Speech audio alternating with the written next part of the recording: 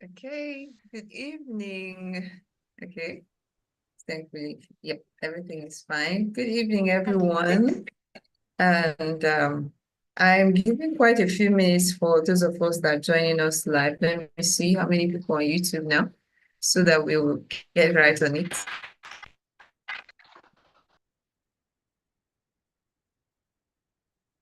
Okay, okay, we have some people here on YouTube. And so if you can hear me, please, I want you to indicate, just send an emoji or thumbs up or say yes.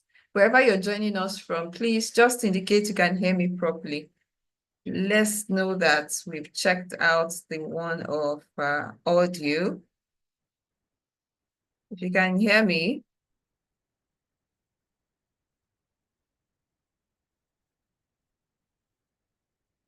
Okay, I'm not getting any feedback, so does it mean I'm not audible? Hi, Esther, you can hear me, right? Yes, I can hear you. Can hear me very well. Okay, good. Is my voice loud and clear? Because your voice is cracked, and I'm wondering if it's from my end or yours, so we can. Yeah, your voice is clear. I can hear you clearly. Okay, okay, that's great. Thank you very much for that feedback. Okay, so let's get right into it. And those on YouTube, okay, okay, we have like many people now joining us. Thank you. I want to be sure we're on the same page. Oh, great. Great. Everything is fine now. So yeah, here we go. Let me get back to make sure my technical backup is every. Okay.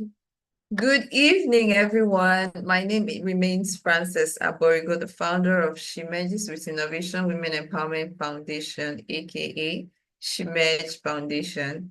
I'm here to host you anyway for the upgrade webinars this month of May.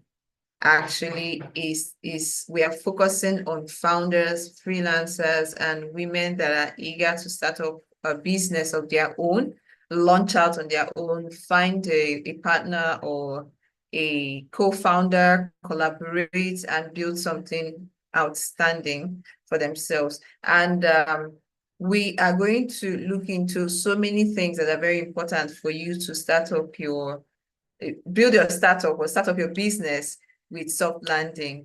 We want you to hit the ground running. So you need to know the nitty-gritties. I don't know how many of us are aware of the Startup Act. Are you aware of it? Have you read it? What do you know about acts, or what are the policies that are in place for you as a business owner? Running your business on the internet or running your business offline, physically, or any tech business, tech startup, whatever it is you're building, how have you done your background work? You understand? So I assume that every single person in this room now, let's assume that we're on the same level. We don't know these things, right? So, so we will not leave out those that haven't come in contact with this information. I would like you to ask questions wherever necessary, because uh, our speaker for tonight is informed and has enough support. She has been in the industry. She has been in the working with CAC, that's the national body that manages registration of companies and all that has to do with making sure that companies are put in the right place, both name, and making sure you're doing the right thing. Then now we're going to look at tax. You can't be running your business without paying a tax, or else you are a thief. I know it sounds like I'm mean, but if you're running any business, understand how much you're expected to know about tax. So that's what we're going to do next after this. So let me not let the cat out of the bag. If you're in the community, you would know by now all the things we have in stock for the month of May. So if there's any request you have from us or for us, so that we can bring in to help your startup, so we can get resource people, you can get materials to support you to grow, collaborate, support, and invest into you with available resources to us, we will be eager to help you. Okay. So feel free to ask questions. Even this tonight, please do ask questions. So that said, okay, so some of us are joining the community and I'm happy to welcome you. I'm excited to have you because I know that joining our community at this very period of time, which is join our community this period of time, in which we are talking about businesses. I'm sure you are joining us based on the fact that you have what you need. You know what you need right now. And that is why you joined the community. You see value in what we are sharing. And I really appreciate that bold move you've made. I look forward to hearing your questions, your introductions, because when we get back to the group, we're going to hear you share your story and your expectations from us. Okay. So that's done.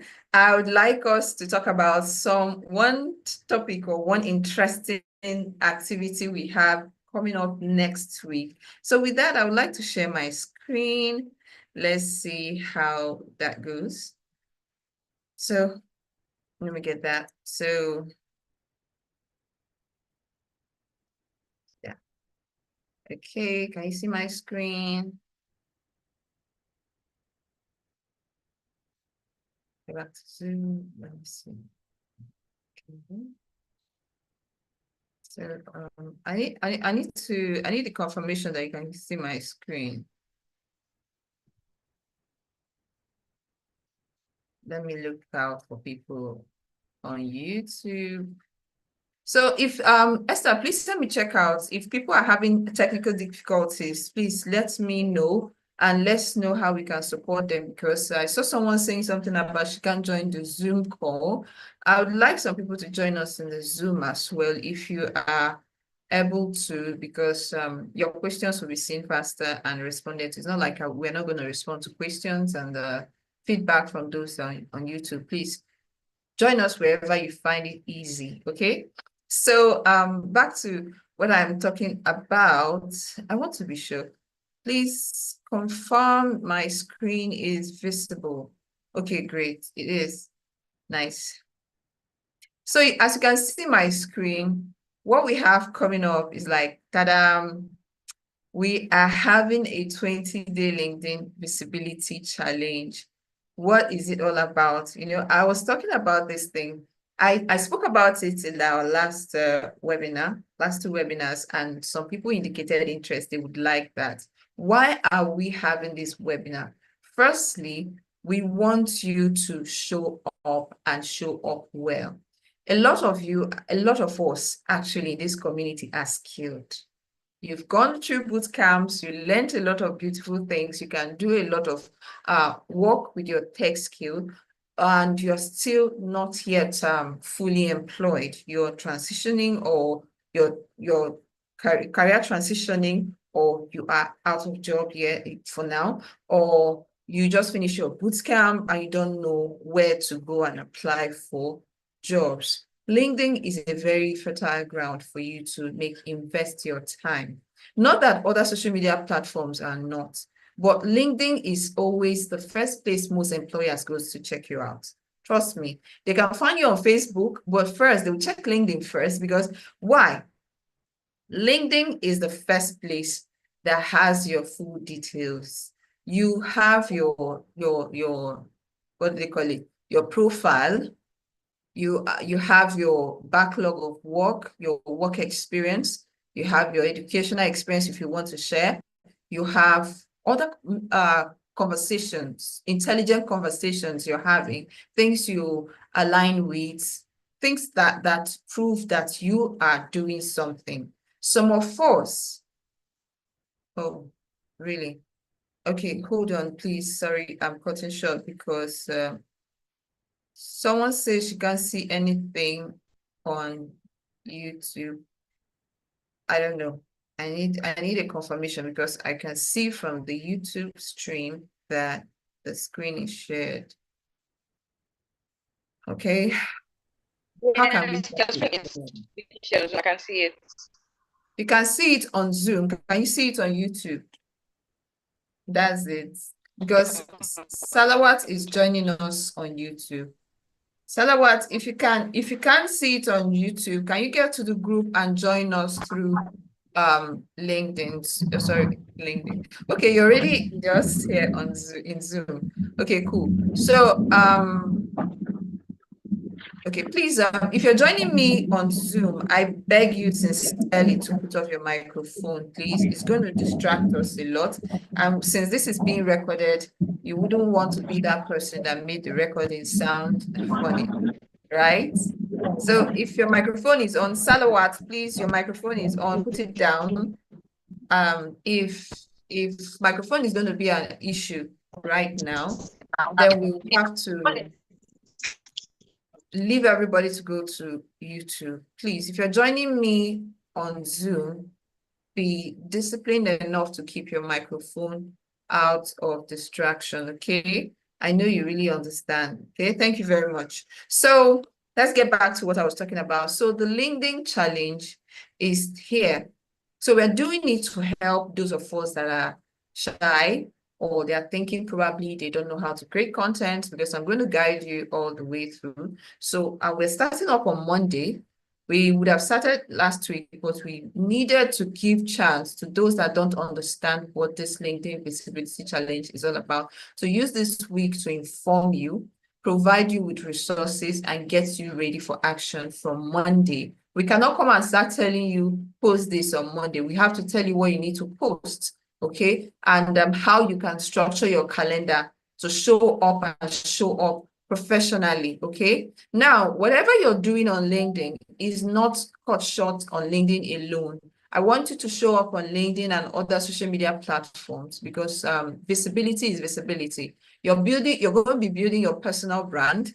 You're going to be talking about what you do. You're going to show what you do so that employers or future clients and collaborators also will find you and see what you're doing. So when there is time enough within the week, I'll be able to, I may take out the time to review what you have going on for those that are willing to share, okay? So for the visibility challenge, we're going to look at your personal branding, because it's very, very important. Imagine you doing so many projects and not showing it, not sharing the story online, and a company finds out what you've done from a certain individual that speaks up for you and says, Frances did this with us, Frances is very good in this project, and they check you out and they find only travel, vacation, party, or whatever you've posted on your social media account. That does not help your brand. If you are on social media for business, please mean business. We don't say there are no time. We wouldn't say there's no time for you to relax, talk about fun things, but make sure that you prioritize on LinkedIn, and depending on what you want to show up as, but on LinkedIn, prioritize showing up as a professional, okay? Now, another myth about LinkedIn that I want to put out of our mind is that LinkedIn people are judgmental, very serious employers, and so no, you can close your eyes and do exactly what you do in other social media platforms on LinkedIn. But remember, have the end in mind. What is it that you hope to achieve with your LinkedIn account? Is it supposed to be a playground? Yes, people will see you as a playful person, and your communication, your contacts, your post is not converting to the business you want to do or the money you want to earn as a business owner, or collaboration or conversations are not rising from that post you're making, then you need to review your presence online. It's very important to review your presence every now and then. Now, another thing I'll also let you understand is that your LinkedIn profile is not final, okay? It's not cast on a stone. So you can write a LinkedIn profile right now and go back and review what you have and ask ChatGPT to go through audit your account and give you a feedback of what it can see, and then update it. ChatGPT or any of the AI tools that you can use to assist yourself will give you some ideas you can venture into depending on what your business is about, and give you a way to update or review your account and make it look better. By the time you follow that, I'm not saying copy and paste, I'm saying intelligently ask the AI to assist you to build your profile. Then you go back and update. Trust me, even right now, I audited my account 2 days ago, and very soon you will see my profile will change once more, because as you grow, your profile should also grow with you. You will do some projects, you need to update your LinkedIn account constantly. If you do some project becomes obsolete, maybe it's not adding value to your brand currently, or maybe it was done like in 1999. I know some of us were born then, like 1999 or 1992. Okay, so if you have projects like that and it's not valid or valuable for the current market, you can remove it and put it just the way you update your resume, update your LinkedIn profile. Then another important thing you need to know about LinkedIn is that when you Google your name, if you can do that now, you see what you're going to find. It's going to fetch first from the social media you're pretty active and LinkedIn. So if LinkedIn is the first, that's the priority. If LinkedIn is not active, it will fetch from Instagram and other places that you've interacted. But if LinkedIn is the first thing that people find, they will quickly click on it because they know for sure that LinkedIn will have details about you, professional details about you. Then another one is LinkedIn as it is. Okay, your personal brand, your personal footprint, whatever the perception of you as a person, as a business owner, as a startup founder, as a tech person, or as a freelancer, you control your narrative online if you can post constantly what you're about.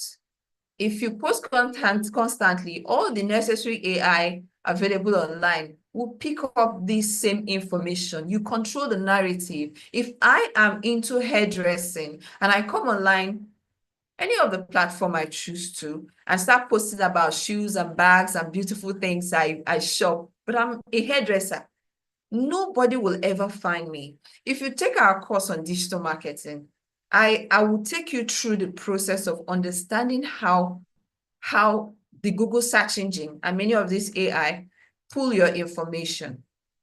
Yeah, it's about relevance. If people search about women empowerment, women projects, tech, women in tech, moms in tech, and they search and don't find anything about Shimeji, that means I have not done my search engine optimization, SEO, properly. And LinkedIn is another good platform that can show you a good SEO aside from your website. Okay, so when I have my LinkedIn account and I'm actively posting with the right keywords, the subject I want to be identified by, then I go to my website and I create a blog, because even what you have on LinkedIn can be taken to your website and posted as a blog. Now, you don't necessarily have to have a whole website. You can have all these sort of websites that gives you space to create your own. Something like, let's assume the name of the website is doodle.com/UUU or .UUU, okay? So you can have sites like that where you can put your account, like a portfolio website where you can put your stuffs. Then for those that are designers, you have Behance. Those that are creative into data software development, you have GitHub. So when you post in all these things and you come to LinkedIn, have intelligent conversations, bring in your link and drop it. Somebody, somewhere, somehow definitely click on it. So recently I conducted an experiment for myself. Okay, it's getting pretty hot in here now. Okay, I conducted an experiment to every single day, especially in the morning when I'm just settling down, I send a connection request to at least 24 persons, because LinkedIn gives you 100 connection requests ability for 1 week. Every week you have 100. Every week you have 100. So if I don't send out requests and get connections, 100 people looking at my account, checking out what I do, sending me DMs, connecting with me, and checking out what I do, and seeing that I have value they are looking out for, I'm losing out, because let's say the universe, the LinkedIn serving as the universe now has given me 100 connections every week. and I lose it. I forget it and I'm waiting. Now, you don't necessarily have to post every day, every day, every day.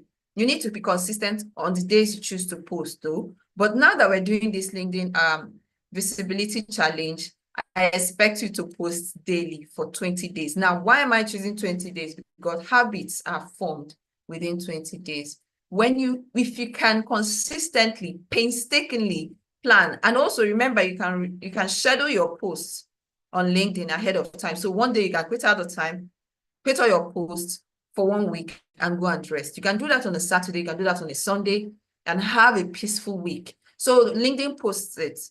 Then there is another aspect of LinkedIn that I need to know. But before I go to that, which is the newsletter, I want to go back to the experiment I conducted this week. So it took me 1 week or so. I gained 2,000 followers by consistently sending out requests, 20 requests every day. Now, I don't do 20 in 1 minute, please. And let me beg you people, I've experienced it the tough way. LinkedIn do I say blocked or deleted or canceled or deactivated 3 of my accounts. When I started using LinkedIn, I had 1 account and I forgot about it many years back. Then a time came when I created my first account and I was quickly inviting people, connect, and I was seeking out people I already know on Facebook. Next thing, LinkedIn logged me out. And I think I was actually applying for a certain job that day. It logged me out. What was going on? I tried everything, I could not. And I found that by then my international passport was expired. So I know trying to apply for an international passport, you know how it is in Nigeria, to take like 3 months, go to capture and the rest of them. I cried though. Within that same period, I created another account.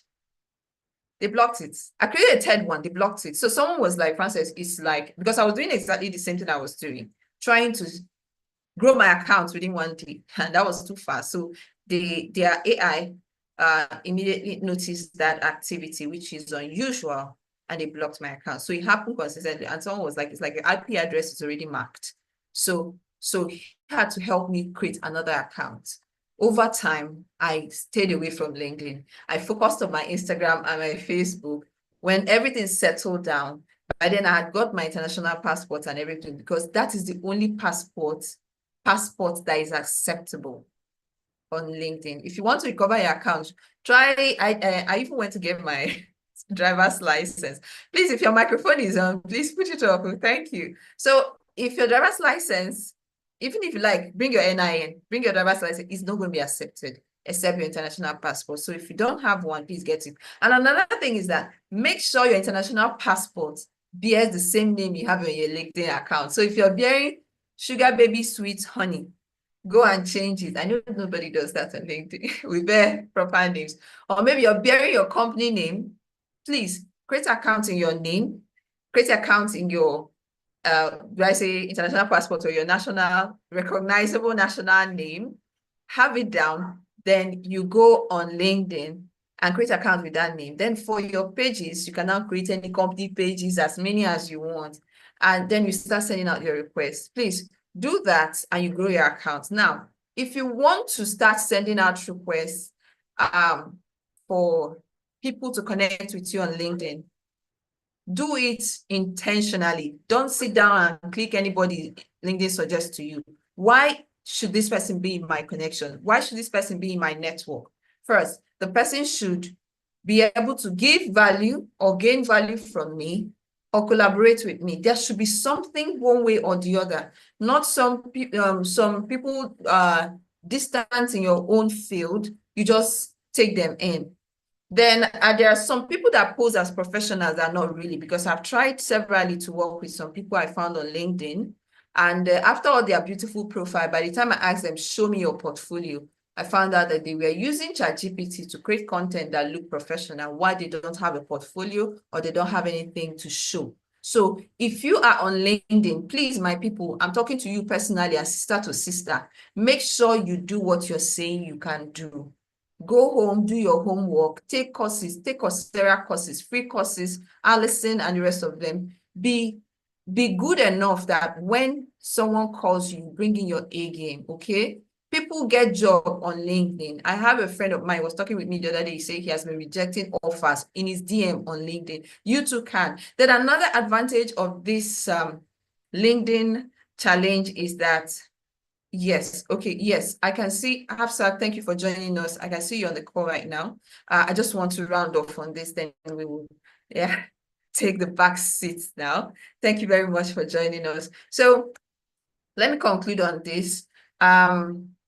One advantage you take is that our community, we have more than 400 people with us. If we're not 500, we are 500, but some people left, So people move on with their lives and we don't hold them on their clothes. So you have about almost 500 people in a community that will interact with your post because we are in this community for one reason, advancing our digital literacy, collaborating, learning, building our startup as women in tech. So we don't have farmers here. So you can support each other. When you post, we have 9 groups in our community. The first one is Innovate Conference group. Please, we are not posting there. The second one where we have Shimej, jobs and random posts. That's where we're going to have this group, challenge on. You're going to post your link. Please introduce yourself properly, then drop your link every day within the time frame because the group will be closed by admin at a certain time so that people can go to their businesses. If we leave people to drop in their link, they're going to do it till night. We have to be organized, okay? So that's final. And the last thing I mentioned is newsletter. LinkedIn newsletter. When you create your newsletter on LinkedIn, LinkedIn sends to everybody following you an invitation to join your newsletter. And whenever you create a newsletter, it sends it to their email directly. So you have a mailing list by default.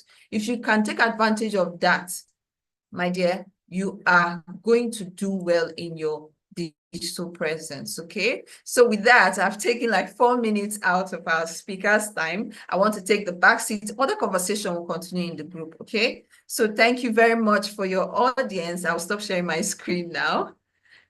Okay, thank you. Wow, hi, Theodora, you're here with us. Thank you for joining us. Thank you, people. So let's not waste, let's not take more of our time.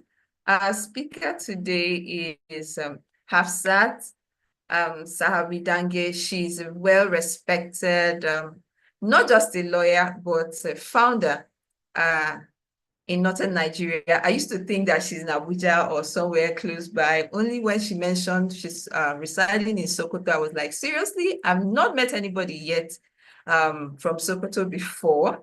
I only hear. So I'm very happy to make acquaintance with you and also learn from you because this is the second time I'm sitting under your amazing session. I will leave. We've done the introduction in the group. We have shared the video. So if you want to know more about her, please go to our group and we won't waste much time any further. But if you want to know more, go to our social media accounts to read more about her. Thank you very much.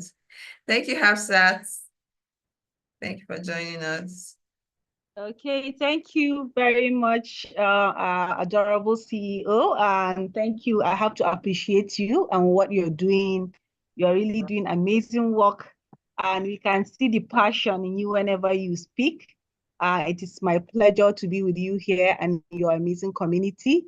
I am happy to be a member of this community, and I'm happy anytime, any day to contribute my little quota. So without wasting much time, I would go straight to my presentation. I'll be talking to you all about business planning.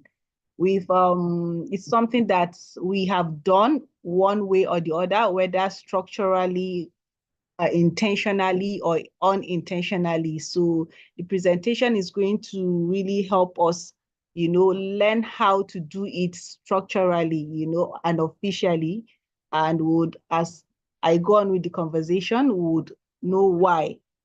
So as a way of introduction, business planning is basically like a roadmap or a guide, something that helps your business, will help your business grow.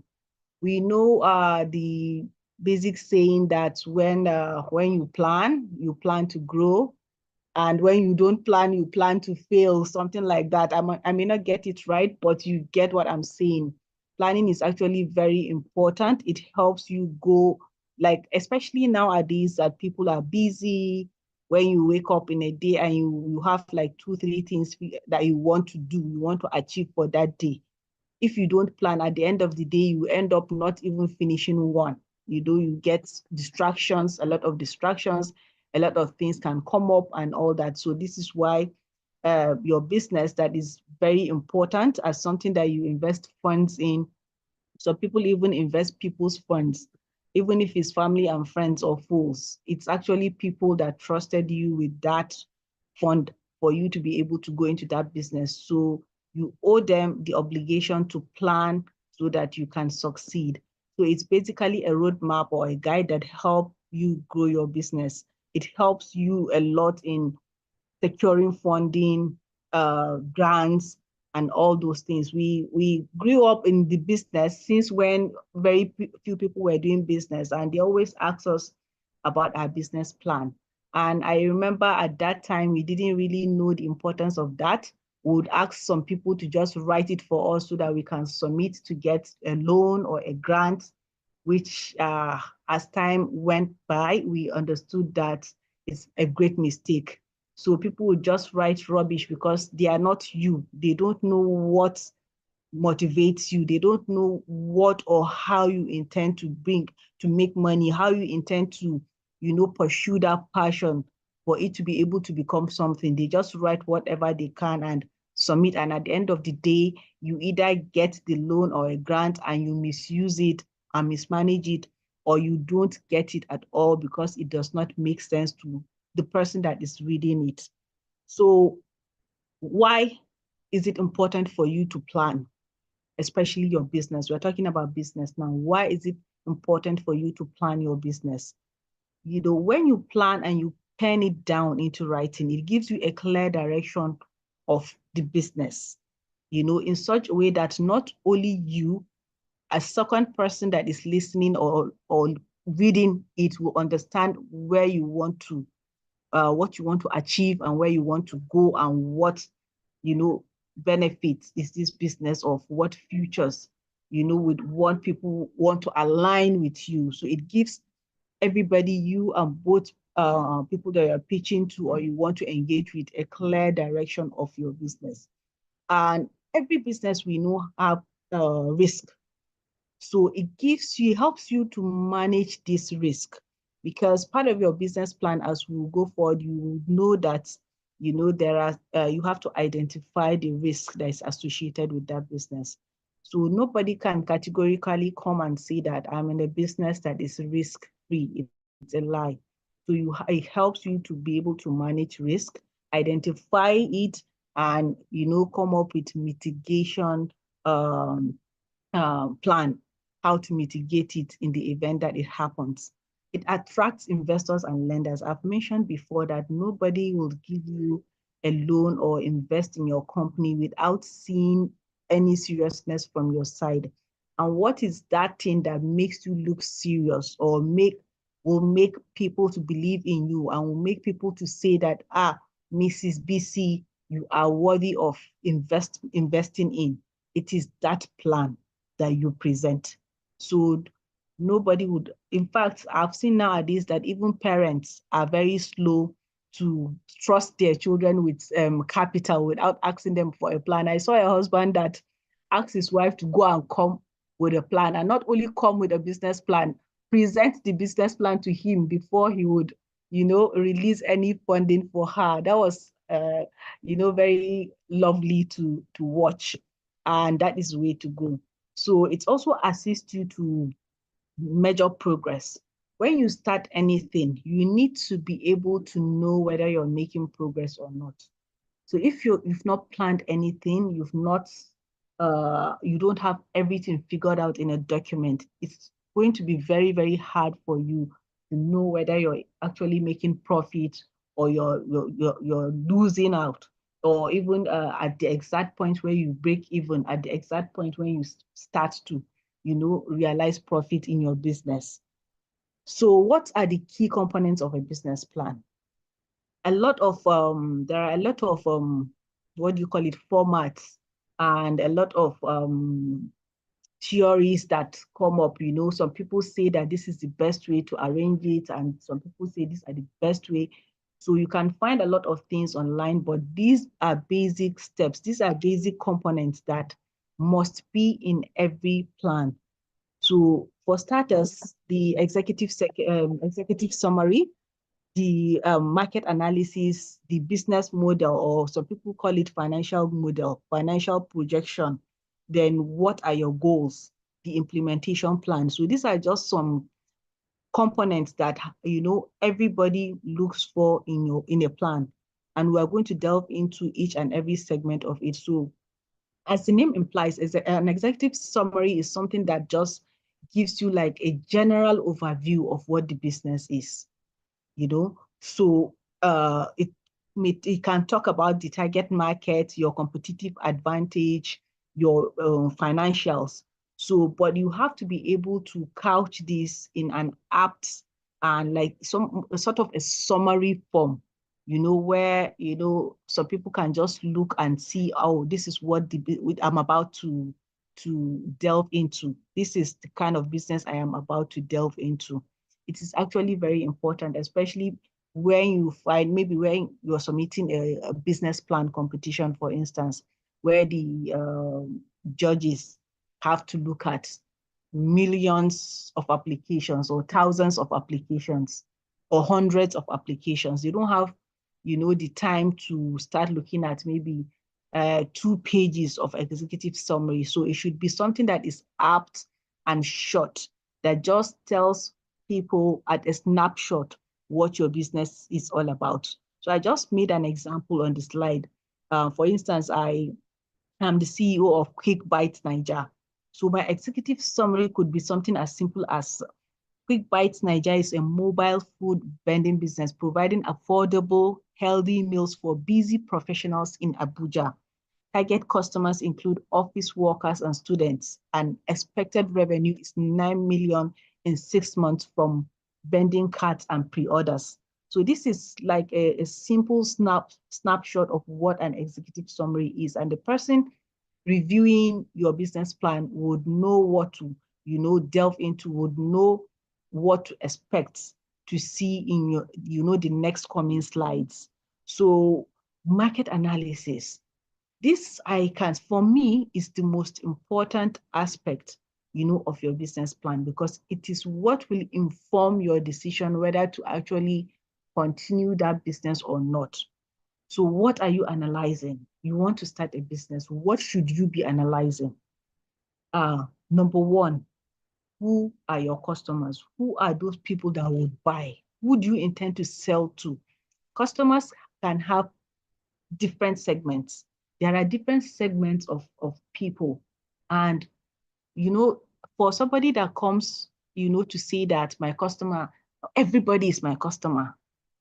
So that person automatically will appear as somebody that does not know what she's talking about or does not know what she's doing, because everybody cannot be your customer. So you have to niche down, to your basic customers so that you can be able to plan for those categories of customers. So your competitors, hardly can you find anybody, can you be doing something and not find any other person that is doing it? Some people can think that they are the only ones. That is before you make your research. But after making research, you'll be shocked that there are hundreds of other people that are doing the same thing or something very, very similar to what you want to do. So it is very important for you to be able to map them out, map your competitors out. These competitors can be either direct competitors or indirect competitors, or some people that are doing the exact thing that you want to do, or something very similar to what you want to do. So why is it important to be able to map out your competitors? Of course, to be able to differentiate, or maybe study them and see what they are doing right and what they are not doing, so that you can capture a competitive advantage for yourself, so that you can stand out. What is it that they are doing? What is it that I need to do for person A to buy from me and not buy from my competitor C? So that's basically it. Then what gap does your business feel?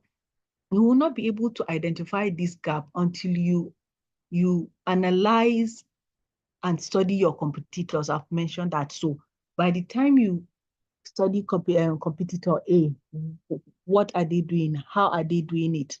You study competitor B, C, D, and E, you can be able to see a gap that they are not doing. So it could be the way they're delivering the service. It could be the way they approach their customers. It could even be the way they are marketing, the business. It could be in any area. So that is why they call this segment analysis. So you must be able to analyze all these things and come up with the market, come up with the gap that you would feel for you to be able to stand out. So I gave an example. For instance, if you're a fashion entrepreneur in Lagos, identifies a demand for affordable ready-to-wear styles. So for this kind of business owner, her competitors include large fashion brands, but the market gap is stylish yet budget-friendly clothing. There are a lot of stylish clothing line in Lagos, but they are too expensive. We see a lot of them on the streets of Instagram, and you go, when you touch, you start hearing 150K, So this particular entrepreneur has identified that gap, that people want to look stylish, people want to buy stylish clothing on a budget, 20K, 15K. So she now saw a gap in that market. So she's trying to, be able to create stylish fashion brands on a very friendly, customer-friendly budget for young urban professional students in Lagos who want trendy, affordable, ready-to-wear fashion. So if you look at this example, she has stated her customers, she has stated her competitors, and she has also stated the gap, she wants to fill in the market. So this is just an example of how you should carve out your market analysis. Moving on, we're going to be talking about the business model. But people call it financial model. So this is basically how you make money. So if you're submitting this plan to either a bank for a loan or an investor, in fact, I mentioned earlier that the analysis page is the most important, but for the person that wants to give you money, this area is the most important segment of your business plan, because if they don't see that you know what you're doing and you know how exactly you want to make this money that we all want, they will never invest in you or give you money. So you have to be able to figure out, I now know what I want to do, who I want to sell to, who I want to sell to, how I want to sell it to them, and other things. Then how do I make money? How does this business make money? So you have to start thinking, am I going to sell the in-store, or am I going to sell online, or am I going to operate hybrid, what they call hybrid, both within the shop and sell to online customers? Then if I want to sell online, where do my customers ordinarily reside? Are they more on Instagram, or they are more on Facebook, or they are more on TikTok? How do I reach them? So this is basically what you have to brainstorm and pen down. Then the revenue streams. How will I want to make money? Is my revenue, the revenue I'm expecting for this business going to come from sales, or is it a service, that needs subscription? So am I going to operate a subscription model, or am I going to operate a pay as you, pay as you go model, things like that. So you have to be able to figure out all these things. Then you have to be able to figure out your suppliers, who your suppliers are, where will you source your materials. Why are all these brainstorming sessions important? If you don't know all these things, you cannot be able to calculate, what is your projected revenue and what is your projected income. So an example is a cosmetic vendor using Instagram and WhatsApp to sell beauty products daily to customers. She has already identified that her customers are already, she has a ready market on Instagram and on WhatsApp. So she has identified that these are the two, two ways that she's going to sell. She does, I don't need a physical store because I already have a ready market on Instagram and WhatsApp. So that is very clear. So how am I going to do a direct sale for them, or am I going to, do both, maybe selling the product and, offering a service? So if I'm a beauty consultant, for instance, I can decide to sell beauty products and at the same time sell some services that they will need to subscribe to maybe teach them how to take care of their skin or something like that. So where will I buy? Who my suppliers are? Where will I buy from? How will I get my suppliers and all those things? So you have to figure that out on that area of your business plan. So financial projections is just like what are your expected revenue from month one to from 1st of January to 31st of January. So what am I expecting? Then what expenses will I expect per month, or per year, or from so time to so time. So this is just what they mean by expected revenue and expenses. So by the time you analyze this, you can now be able to fix a price. A lot of people do not even know how to price their products, how to price their goods. They just, see that maybe somebody that has been in business for 20 years is selling this shirt at 8,000 naira. Then you come and just copy and sell at 8,000. You have to know how to arrive at a price because it cannot be the same. Maybe that's Mr. A has been, he buys in containers and you buy in dozens. There's no how you can be able to price the same price that that other person is pricing. So know your own, do your own. So you have to be able to price your product well. Then profit and margin. So it is from the analysis of your expected revenue and expenses that you can be able to know, your margin, that's your profit. You may not be able to know whether you're even making profit if you don't do this analysis. So it is very important. Then you also know your break-even point. I will explain, I think I did a particular slide about break-even because in my last class, people were asking me what break-even is. So I'll just do a brief explanation. So the break-even point is actually just a point where you don't make profit or loss. Like you have to be able to know that in year 3 of my operations, I would break even. It means that that is the point where you neither make profit or revenue. So from that point down, downwards, you expect a revenue. So it helps business owners understand how much they need to sell before they start making profit. So what does this tell us? That when you start a business, you don't necessarily start making profit until a particular point from when you start selling. So there's just a formula there and an example of, how you can arrive at a break-even point that I hope you look at more closely after this. So we're going to be talking briefly on SMART goals. SMART goals. So what is SMART? SMART is actually an acronym and it is an old acronym that never gets old because we use it all the time. We use it all the time to set goals. So what SMART stands for is specific. The S stands for specific. M stands for measurable, achievable, relevant, time bound.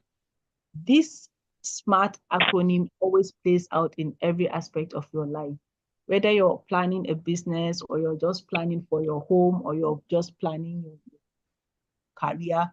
So the most important thing is know that you're setting goals that can fly. You're not deceiving yourself, so to speak. So what specific means for you as a business owner is that you must clearly define your objectives. Why are you in this business? You must be able to measure the objectives. That's quantifiable success indicators. You must be able to measure. You cannot just say that I want to be able to onboard 20 million people in 1 month. That is not achieved. It's not, you can, if you don't, okay, measurable, you just say that I want to be able to onboard 1 million people, you know. So 1 million people, how, what is the time? You have to, so it's not even realistic. It's not achievable. It's not relevant. It's not time bound. So what does a SMART goal look like? A SMART goal is a goal that is actually specific in nature. You are able to measure it. You are able to achieve it. It's not something that you just mention out of the blue without you being able to achieve it. And it's actually relevant and it has a time, it has a deadline. So an example of a SMART goal is maybe saying something like, I want to increase my monthly sales from 50 to 100 clothing items by December 2025 through Instagram and Jumia marketing. So if you look at this example, it is specific. What you want to do is specific. The goal is specific. You want to increase your sales. Then it is measurable because you have actually specified from the 50 that I'm making now, I want to be able to sell 100. And it is achievable because it is very, very realistic. It's something that you can actually do. And it is time bound because you have mentioned the time within which you want to achieve that goal.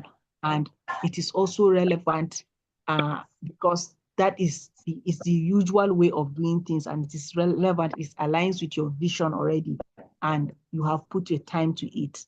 So this is just an example of a SMART goal, which I hope everyone will be able to set for their business. Do this as an assignment on each of your goal. Make sure, just put it to the test and check whether it is smart or not. If it is not smart, amend it, make it smart, and be able, so that you can be able to achieve it. So implementation plan is just basically, as the name implies, it's a step-by-step plan on how to execute. Because putting everything in a paper is lovely, of course, it's really, really nice. But how can you achieve it? How can you go from ground level 1 to ground level 10? So this is just a plan that you get to set for yourself. And this is how I want to achieve this. And this is the particular objective. This is the person responsible. This is the time within which I can be able to. It's just a strategy, a plan, a step-by-step execution plan. Then in the plan, you have to also allocate resources. If you say that you want to build a website by month 1, for instance, you should be able to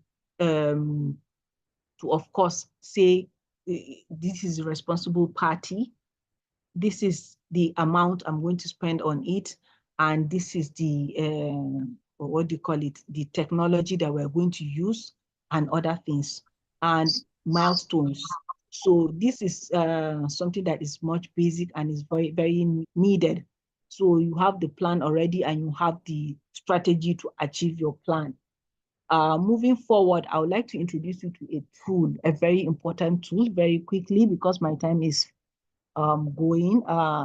So it's the Lean Business Model Canvas. So this is actually a tool for business planning.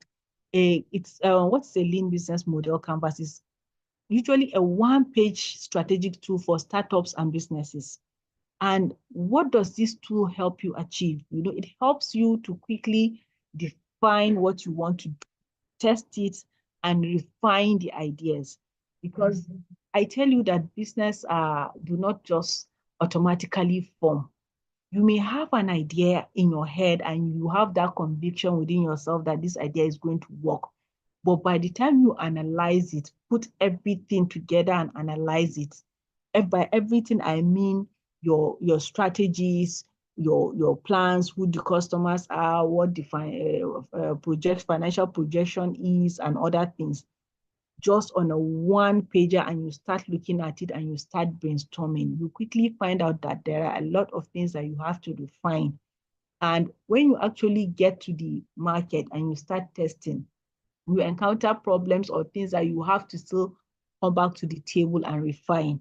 So this kind of model canvas focuses on problem solving, efficiency, and value creation.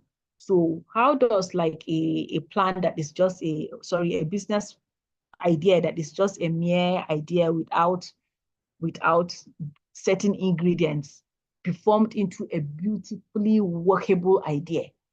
So what do you need to ensure that you need a lean business model canvas? So let's go forward and we'll brainstorm more on the components of this canvas. So I've mentioned earlier that this is usually a one pager.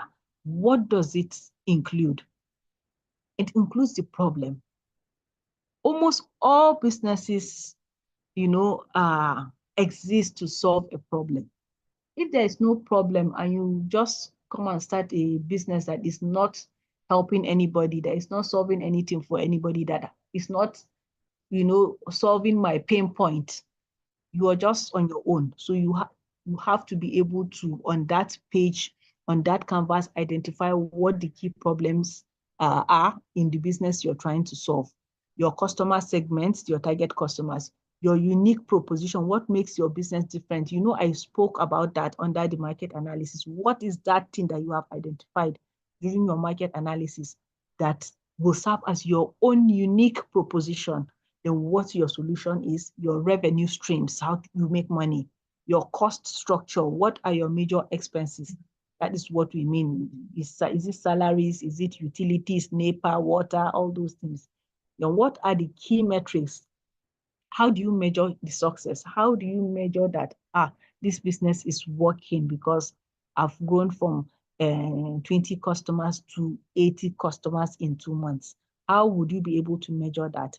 Then what are the channels to reach your customers? Is it via social media? Is it via radio? All those things. Then what are the unfair advantage?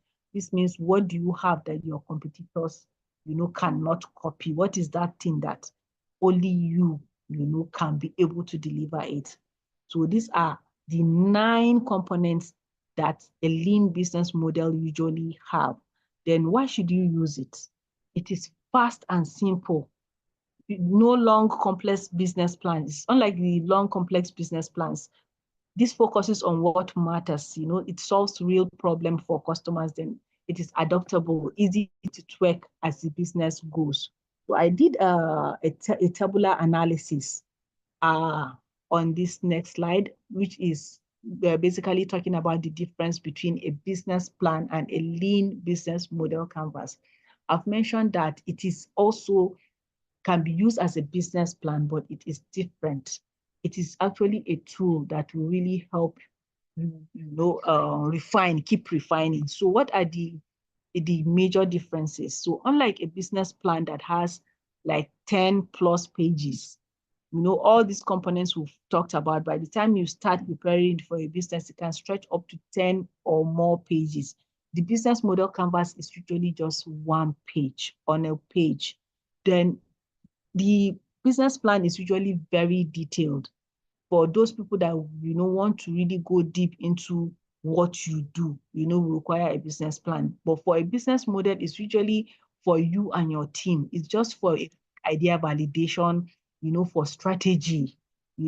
Sometimes if your business model is not working, your business is not working as you've planned, you need to come back to a tool like this with everything written down with your team members. This it's very interesting because there's a course dedicated to this business model canvas. Is a course.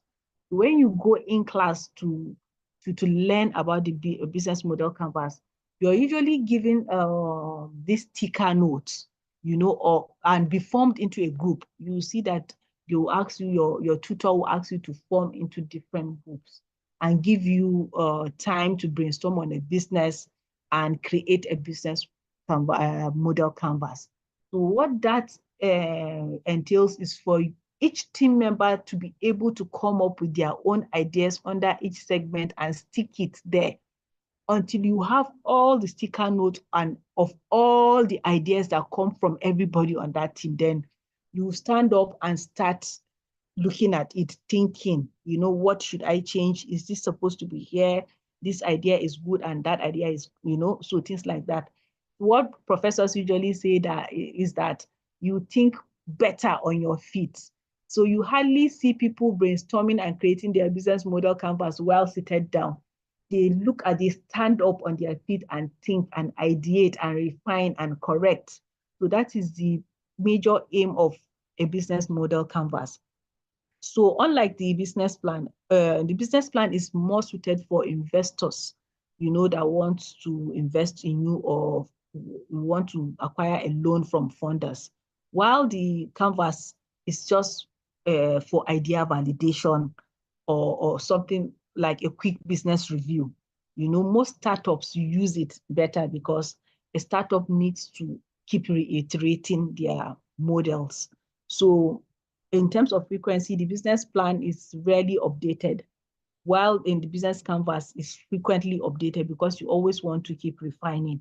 Then the business plan has a long-term vision, while the canvas usually is just to see how you can capture value better.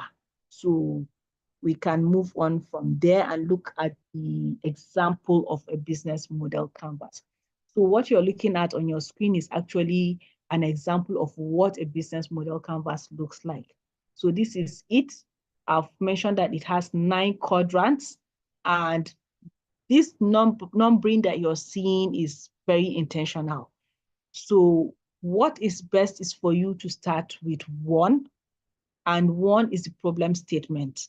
After filling in the problem statement, you go to 2, which is the customer segment. After that, you go to 3. These numbers are intentional because you're supposed to take them one after the other to fill, because when you do 1, you can be able to ideate 2 properly, and when you do 2, you can be able to fill in 3 properly, and so on and so forth. So this is actually will form part of your assignment, and each and every one of you is expected to go back and use the business model canvas and fill in all these quadrants for their business, and sit with your team and ideate. So I would follow up with you all to see whether you have done that. Then in conclusion, I just did a major key takeaways for this session, which I am sure you have all learned a lot from. So we have learned a well-structured business plan is essential for every business, whether you're a mama put or you're selling puff puff and other things. I'm sure you started that business to grow, not just to remain a mama put. Research your market and set clear financial goals. Use SMART goals to track business progress. Conduct a break-even analysis to understand when your profitability begins. Adapt and refine your plan as needed. And lastly, start with a lean business model canvas to organize your idea, then expand it into a full-blown business plan if needed. So these are the resources that I'm giving you for you to use. So the first one is for the lean canvas. You can be able to find a very good template. In fact, I gave you two templates, so whichever is convenient for you, you can use it. And I also gave you a very, very good business plan template for you to use for your full-blown business plan, and a YouTube link to further studies in case you want to go deep into it. So it is now time for final thoughts, questions, concerns, comments. Over to you. And if you don't have any now, at any time, you can reach out to me on all these platforms, either through my email or through my LinkedIn. And there's also my website there for you to see if we can align at any level or collaborate. Thank you so much for listening, and thank you for your patience. Over. Wow. Thank you very much. Let me put on my camera. Okay. Thank you so much. This is really, really, really massive. Like I was just here jotting and jotting away. You will never know everything. You just have to sit down with those that professionals in the field and you get to learn what you don't know. Nobody's an island of knowledge. And even if you know things, life is transient. You might just come and encounter changes in policy that you don't know, or new things or better way of conducting business. Our grandparents did businesses. They will not say that we are all doing it exactly the same way today. So there are differences. So thank you very much, Hafsat. I'm really, really honored to sit under your teaching today. And doors are open for questions, please. Thank you for joining us, audience. And those that are joining us on YouTube, feel free to drop your question. I'm taking it straight because I'm looking at my screen now. I'm seeing your chat.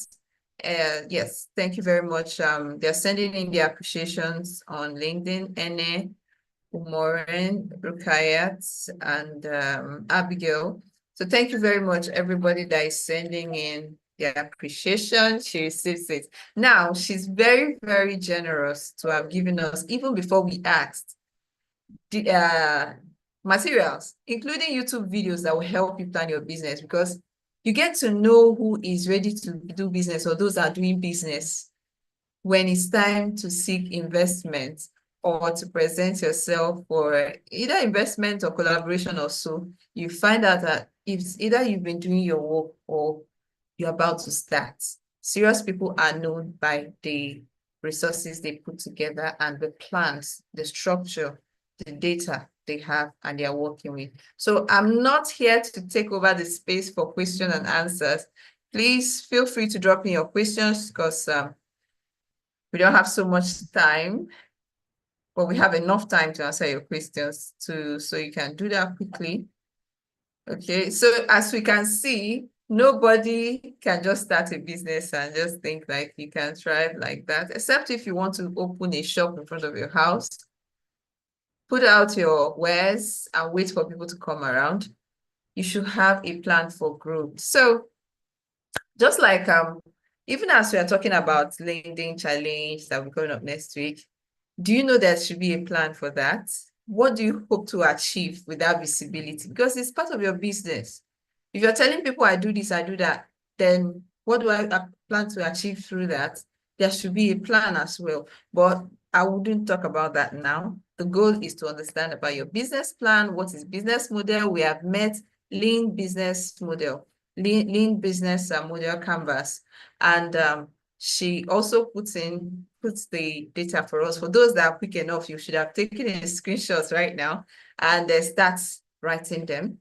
Then also she has shared link. We will pass it across to you. So while I'm talking, please feel free to be dropping in your question because as soon as I'm through, I will read out and she responds. But if you don't have any question, just say we don't have questions. Okay. Okay. So also people, what did you learn today? What did you learn? So if you don't have any question, you're taking something away. Just know that when you learn something, you put it down and you recall it, either to share it with someone or to type it back. It commits the memory, it commits the information to your memory and it will last longer. So drop in what you learn, your takeaway for today, what you're going home with. After spending this 1 hour plus with us, what are you taking away from this session? And I know you're saying thank you. I appreciate Hafsat for sharing with us. I want you to really appreciate her by saying this is what I learned. Okay. If you say the food is sweet, say how it is. Okay. So I'm looking out for your feedback as well. For those that are joining us on YouTube, I'm watching you as much as those that are here live. Please on Zoom, drop in your question or what you have learned today, okay? Yes. I know some of us will have to ask a question after watching the replay, or those that will come to the group to ask questions. Please feel free to come up because our goal is to make sure that you do business well and you achieve good success, okay? So I would like to ask a question to our guests. I'd like to ask this question. So for instance, I have a business that I've been running for so many years. So probably a period of 5 years, I've been running my business based on my little knowledge. Okay. And at this point in time, I want to now venture into doing my business properly. Like I've been doing freelancing. I've gone on Fiverr, I've been collecting jobs, volunteering, and doing stuff like that. Now I want to have a proper setup where I can do my business with a good plan, structure, see myself grow, because I'm still going to be freelancing. Because at this point in time, most people think that freelancing is all about wake up, look for a job, get the job done, and move on. Is there, how do we plan for the future for that business? Okay, that's my question. How can one that has been doing that for 5 years and just woke up to the understanding that there is need for structure, business model, business plan, now structure to my business, and he or she is coming to meet you and say, what should I do? How should I go from here? Please, can you help me with that? Okay, thank you very much for that very good question. I'm sure every other person has that in mind. And we all have something that maybe we've been doing and we treated as a side hustle, that even has potential, but you don't really know how to start structuring. So the first thing is for you to sit and ideate with your business model canvas for starters. And it is good to really get your team on board to be able to ideate with you, because by the time that you have, gone through the business for some time, will even give you an edge of what worked and what has not worked. Why didn't it work? And what would I do differently for it to work? So you populate that business model canvas first and figure out everything on it before you sit down and do a proper plan. I think that it's a mistake. Even I can see some really good agencies making, like maybe the Smedan or other organizations that want to lend to small and nano businesses. They usually say, okay, just meet any business development expert to draft your business plan for you. I don't think that is really good, because most of these people, the BDSPs, are there to make money, so they just go themselves and just draft it and just hand it over to the person, and the person will submit it and get the loan. And that is why people mismanage these funds, because they don't even know what is in that business plan that has been written for them. So people that sit to write down their own plans, put down what is in their brains, put down what innovations they think they should, put in that business for it to surpass the other persons, do better. I can remember my first venture, the first business that I thought about in my life. I was very, very young. I think far back in 2007. It was just like I like even sharing this story because it really depicts what a business plan should be or why you should do it yourself. It's just something that I was thinking about, that there's this huge problem I figured out in my locality that time, and it is so huge that nobody is even solving it. Then what if I do it this way, do it that way, all those things, like imagination. Kids have more imagination than adults, because sometimes adults' life is too crowded with other things. So I got thinking. And from that, I went to start strategizing on how to make it happen. I actually did. I started small. So this story is a typical example of starting small, but have a big vision. So what happened shortly after I started that business was I came across an opportunity for a business plan competition. I'm sure maybe some of you would know about the You Win business plan competition during Good Luck Jonathan's time. So I saw that it was a good opportunity for me to put all my imaginative thoughts, into that plan. So at that time, I didn't even know what the business plan was. I didn't really know the nitty-gritties of business, but I sure had something going in my brain that I was passionate about. So I started that application, and with each of these categories, the summary, executive summary, the competitive, the analysis, market analysis, I would just pour in my imagination. It was just like me, you know, uh, it was just like a Cinderella story.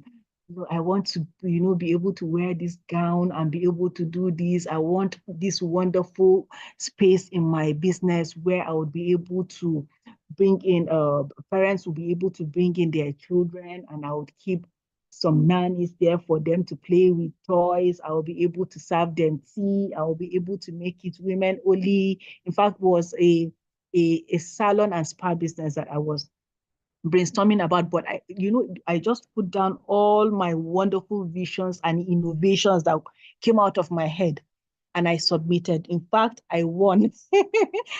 To my surprise, I won. So that was the first time that I believed that a business plan should be written by the person that wants to go into that business, that by the person that is passionate about that business, because the person could bring in innovations that are his, that will make that business stand out.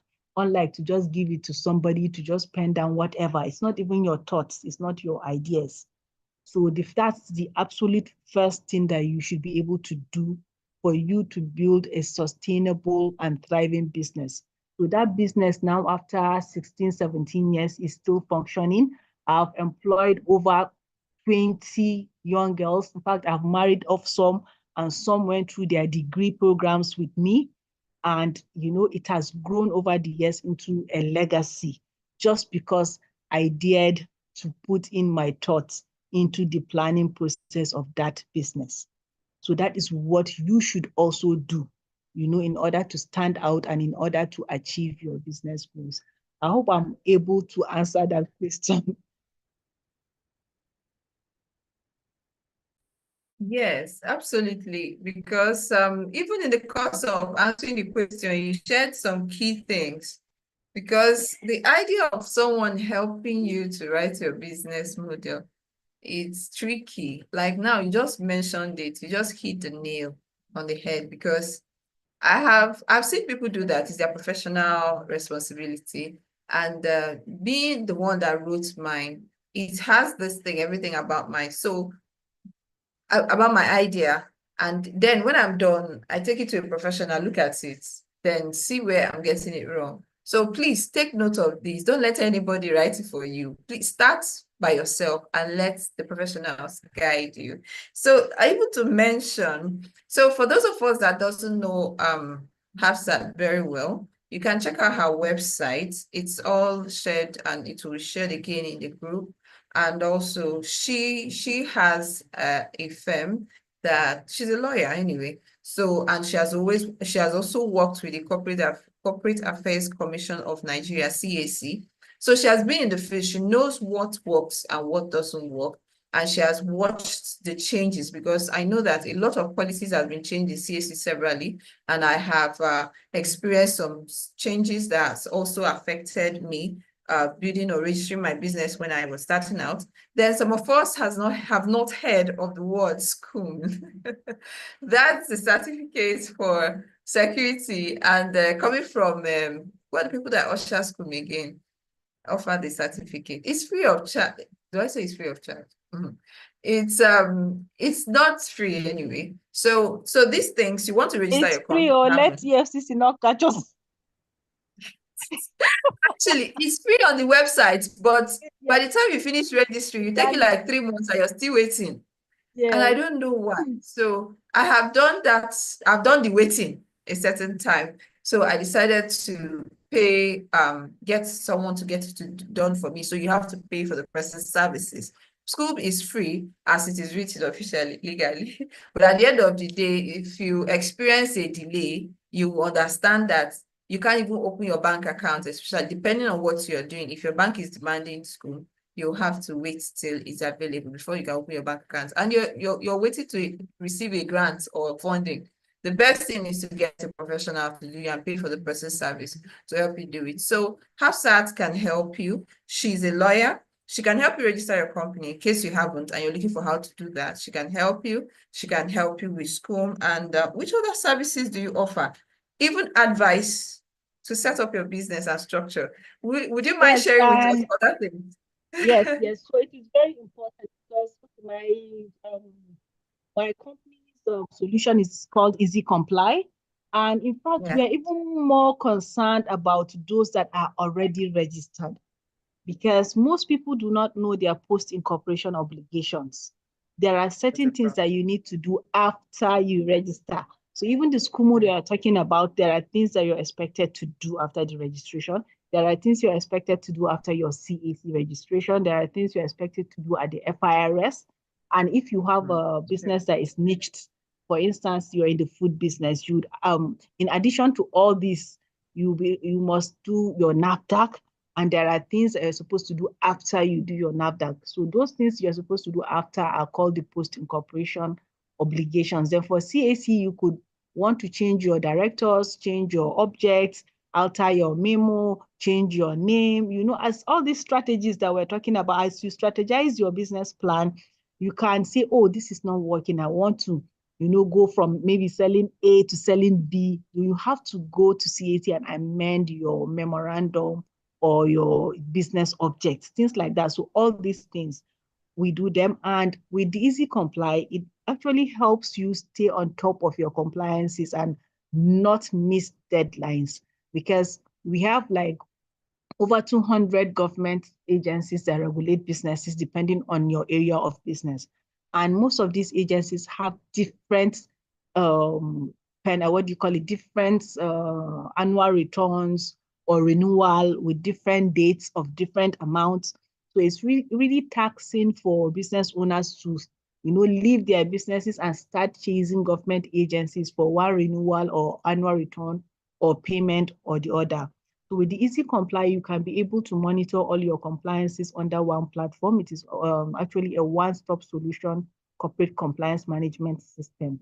So it means that once it is time for your annual return payment, you will be alerted and you can just instruct us, for merely clicking a button, then we'll treat and submit back your reports, and so as other agencies. So this is basically what we do. And anytime, we usually offer a lot of free consultation services because most people are already defaulting and their status have been inactivated on the CAC public search portal. So when you're active, most people don't know what to do to activate. So activation simply means you clearing all the annual returns that you have missed, and then the CAC will activate you. And the implication of remaining inactive is that when you want to do business with somebody and you give them your company name, the first thing they do is to search you up to see whether you're actually a legal business owner or not. So that public search portal is available to the public, whether they're in US or they're within Nigeria. You can just go on CAC public search portal, put in the name and you search. So when you come up as inactive, it's like a red flag to people that want to do business with you. So that is why it is very important to be able to manage your compliances.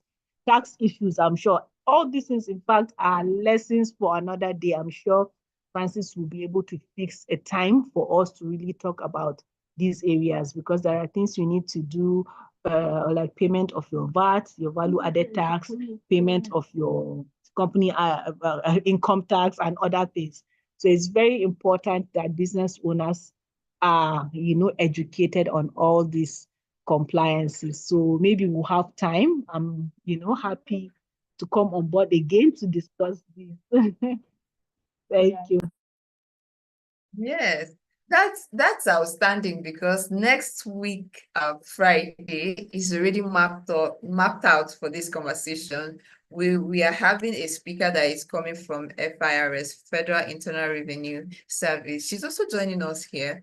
Our speaker it's already in the group, Ene Umoren. She's our guest for that day. So we don't mind if you're available that day, you join in, because the conversation is going to be very interesting if we have more than one person saying the same thing, because it's actually a proof that these things do work. But if you're not available, then we will find out another time to host you.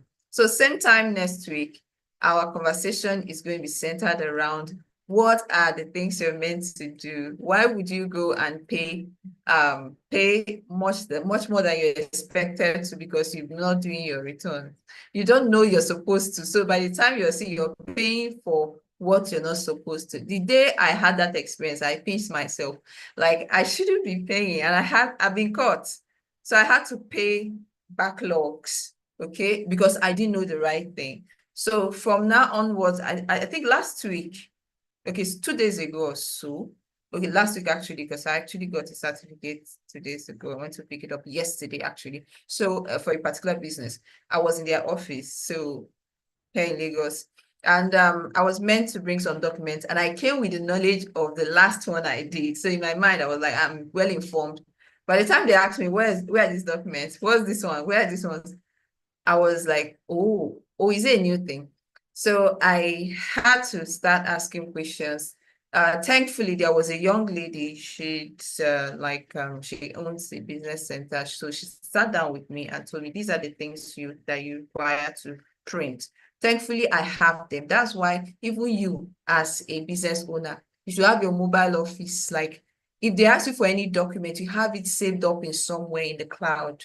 So I was able to, I have my letterhead somewhere. I can quickly update it, put my signature, everything, print it out right away. And I was able to conclude. It took me a few days. I got notification. I have my TIN and in my phone. So I quickly went yesterday to pick up the certificate. So it's so easy. And I didn't pay a dime. So you can see some of these things we are running away from. You may not even pay, but you don't have the right, you're not talking to the right person. You're not listening to the right persons. And that is why we are bringing this together, to make sure that you don't fall into the mistake I made in the past with your own business as a startup founder. Then another thing you should know is that we don't just wake up and start business. Not anymore, not in this time and age. You are much more than that. If you wake up and say, okay, and I want to start selling shoes or so, yes, what is the future of that business? Are you trying to survive, or are you trying to create wealth? Because at this time around, most of us have parents that handed down businesses to us. So don't you think it's your turn to hand over business that is well put together to your children?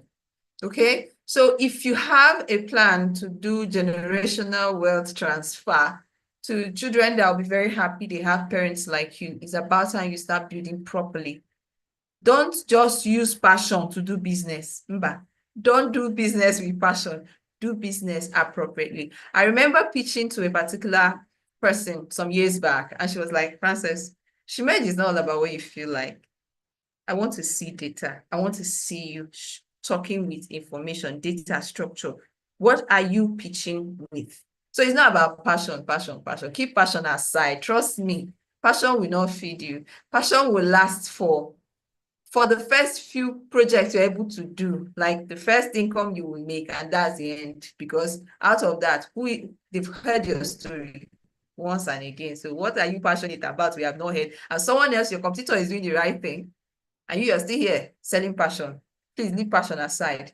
Some businesses are doomed to fail. Now, don't be scared. Some businesses are doomed to fail because the business owner or the founder has no direction. So she can run fast for 2 years and they disappear. Now, we made a post recently on our social media handles. If you can go and read it, why businesses fail within the first 5 years. Why some businesses fail within the first 5 years. Check it out and see. They are all based on the things that we're talking about. What Hafsat has shared with us today, and what we're going to hear from Ene next week, and many more till the end of this month. This month is loaded, and this is the first time we are having webinars back to back for the 4 weeks of the month. It's really, really outstanding because we see people make mistakes, and especially women. We don't have any excuse that we're women. We just started this business because we're very happy, we like it, we're passionate. Trust me, what do they call it? When rubber hits the road or so, you'll find those that are really in for the business. And we are looking forward to creating leaders among women, whether you're in tech or not. If you're going to be a leader in what you do, if you're going to be a decision maker, if you want to be recognized by big companies, organizations collaborate with you, invest in your business or give you grants or so, you have to do your business properly. Leave passion. I'm very good with product design. If I design for you, please, people are doing proper business and outsourcing that skill to people like you and I. You design and the person earns more. Okay. Then there's this thing someone said somewhere that actually piqued my interest. It said, the farther you are from the soil, the more money you make. What does that mean? When you're not the one putting together the stones and everything, maybe you are a supervisor, you know, the laborer and the supervisor don't earn the same, but who does the work? The laborer, while the supervisor supervises and get paid for it. And the higher you go in rank, you earn more. So when do you start thinking and seeing yourself as a CEO, as a business owner, or thriving in business? When you look at Fortune 500, Fortune 50 and all those things, what made them? What is their history? How did they put together their structure to get to that place? So you too can start building from the scratch and don't be distracted. So as we make conclusion today, I want to leave you with one thing. Mind your business. It's not an insult. Mind your business. This thing, something someone said to me years back. What it means, focus on your business. Leave what's happening around you. Leave other people that are very successful. Mind your business. Do the right thing. You will see results, okay? Even if you're growing, you're crawling, you're not running yet, put your mind inside that business. Do what is right, and you will see the results, okay? So thank you so much for joining us. The conversation, the fun, the excitement continues in the group. Thank you so much, Hafsat. Thank you so much, Ene. Thank you also for accepting to join us today. I just wish I would let you guys go, but let's go home and rest and ruminate on what we have learned today. Enjoy a beautiful night rest, people. Bye.